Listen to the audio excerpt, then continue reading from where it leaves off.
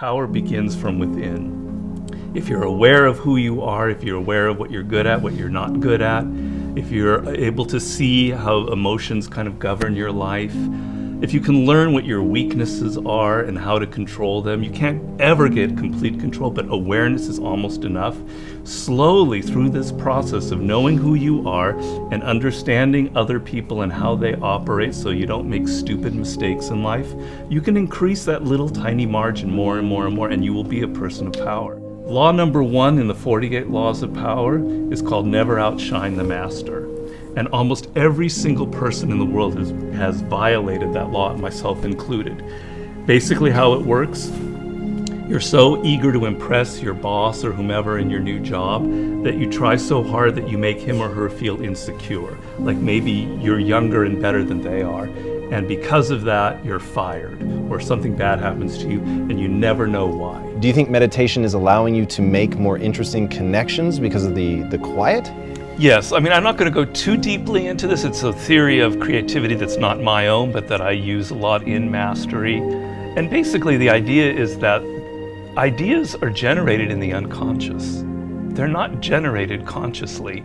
Your conscious mind is very limited what you can hold in your memory. Right. But unconsciously, in your subconscious, when you're asleep, when you're dreaming, the mind is filled with thousands upon thousands of ideas and things that are there, that are lingering there. And connections are being made all of the time. And occasionally those connections float up to your conscious mind and you have a brilliant idea about how to do something. 1 out of 10 people are like great manipulators. And there just takes one person and they can ruin your life. We were born with this natural talent. Every single person is born with this talent for getting inside the minds of other people. It's something that you're not even aware of.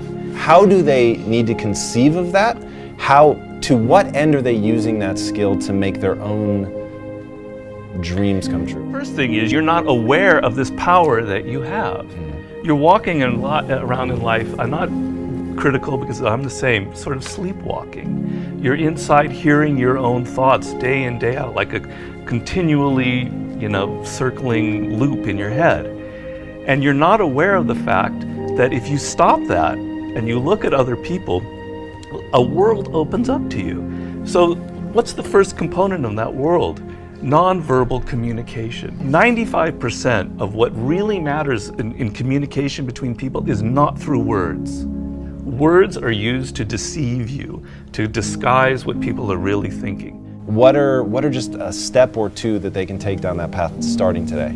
The first thing to understand is the most important, and that it is a skill.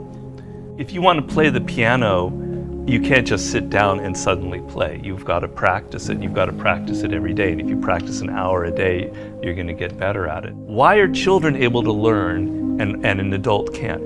The reason is children don't think that they're superior.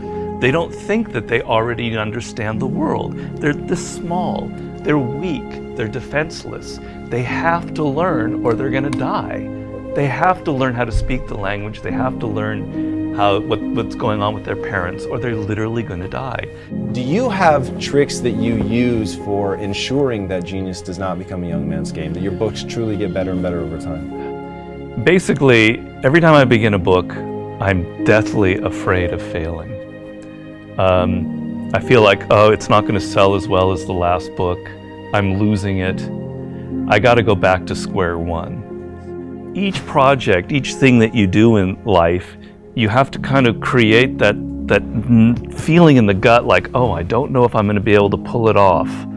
I don't know if I can go 12 rounds with Floyd Mayweather this time. I don't know it. The secret really to success in life, I have to say, is retaining, I talk about this in Mastery, is retaining your childlike qualities. If you're completely a child, that's not going to work. Negative capability is rule number 1 for being a creative person. And if you don't follow anything else in Mastery, that would be enough. The ability to keep 2 ideas that contradict each other in your mind without feeling uncomfortable, without having to come to a conclusion. You can think about something without rushing to judgment and conclusion. You can be in the moment. You can say, well, it could be this, it could be that, it could be that. And you don't have to decide whether it's A, B, or C. You're open to adopting 3 or 4 different viewpoints. If you love music, don't quit your job and play guitar. Like, you're gonna have a hard time feeding your family. But you have advice for them. What is that advice? Yeah, but people say, live your passion. So these are cliches, and nobody changes their life based on a cliche. You've got to do hard work, and to do hard work, you have to have a roadmap. Somebody has to show you step to get there. Working for yourself, starting your own company, doing what you love should be everybody's goal. The process begins by first knowing what you really love. And believe me, I do a lot of consulting. A lot of people have no self-awareness. They don't even really know what it is that they were meant to do in life. They loved music when they were a kid, but then they got into law or whatever because of their parents, and then they don't know who they are anymore. Well, do I really like music?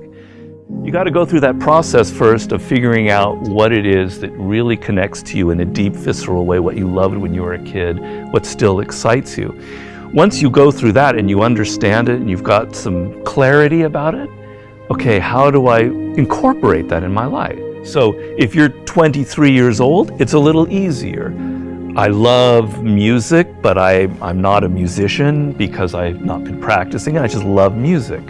But I have a real good sense of business, and I've been studying business, and I have an MBA, etc. Okay, I've got to now find a way to craft a career that combines my knowledge of business and my love of music. And if I follow that and I do it smart and I plan it out, eventually what starts out with more business than music will end up becoming more creative as I get better and better at it. How do you prepare somebody to survive that initial stage of boredom and pain? Well, pain is great. You've got to embrace pain. Pain is pleasure. You've got to make the connection between the physical and the mental. Well, you know that when you're exercising, when you're running or you're working out or whatever, it hurts, but it leads to something pleasurable.